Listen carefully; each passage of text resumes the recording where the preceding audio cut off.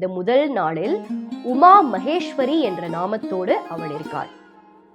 நிறைய பேரு இன்னொரு விஷயம் கேட்பீங்க, உமா மகேஸ்வரின்ற நாமம் நிறைய பேர் சொல்றாங்கம்மா, ஆனா நிறைய பேர் சைலபுத்ரி அப்படின்ற நாமத்தோட சொல்றாங்க.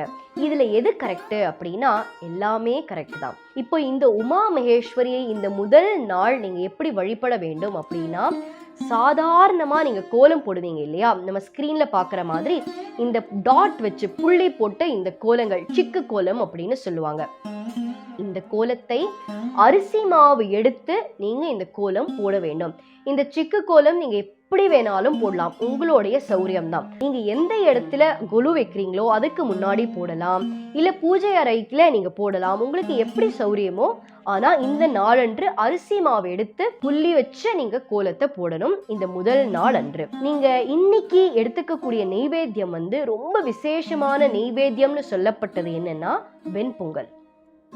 இன்னைக்கு அம்பாளுக்கு வெண்பொங்கல் நீங்க நைவேத்தியம் பண்ணீங்கன்னா அவ்வளவு விசேஷம். வெண்பொங்கலையும் வச்சுட்டு நீங்க ஏதாவது அது கூட ஒரு ஸ்வீட் வச்சு தினம் கொலு வச்சவங்க எப்படி வழிபடணும் அப்படின்னா, காலையிலையும் பூஜை பண்ணணும், சாயங்காலமும் பூஜை பண்ணணும்.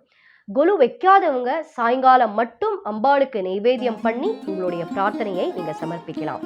இந்த நாளன்று அம்பாளுக்கு மல்லிகை பூவால் அர்ச்சித்தால் அவ்வளவு சிறப்பு. ஒவ்வொரு நாளன்னைக்கும் ஒவ்வொரு ஸ்லோகத்தை நம்ம பார்ப்போம். அந்த ஸ்லோகம் சொல்லி நீங்க பூஜை பண்ணலாம்.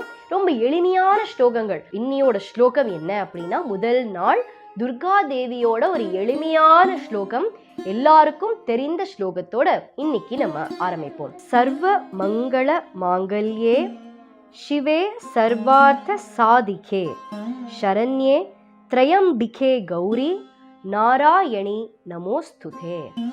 இந்த நாளன்று நம்ம என்ன வேண்டிக்கணும் அப்படின்னா, நம்மளுக்கு இருக்கக்கூடிய கஷ்டங்கள் எல்லாம் நவராத்திரி இந்த 9 நாட்கள் எப்படி அம்பிகை கஷ்டப்பட்டு மகிஷனை வதம் பண்ணாலோ அதே மாதிரி நம்மளுடைய கஷ்டங்கள் எல்லாம் அம்பாள் வதம் பண்ண வேண்டும் அப்படின்னு நம்ம இந்த நாளன்று பிரார்த்திப்போம்.